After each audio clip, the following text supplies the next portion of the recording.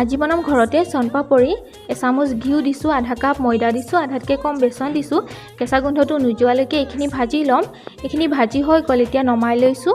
sugar সিৰাপৰ কাৰণে 1 cup চেনি দিছো অকমান পানী দিছো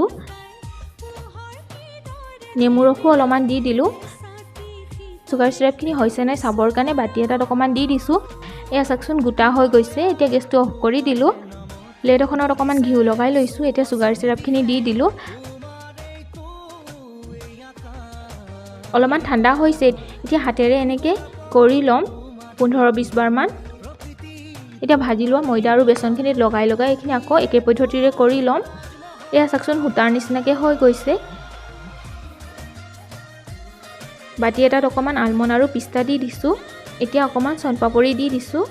এয়া সোনপাপৰি হৈ গ'ল ৰেডি আপোনালোকে ঘৰতে এনেকৈ বনাই খাব পাৰে আজিলৈ আহিছো আকৌ এটা নতুন ভিডিঅ'ত লগ পাম বাই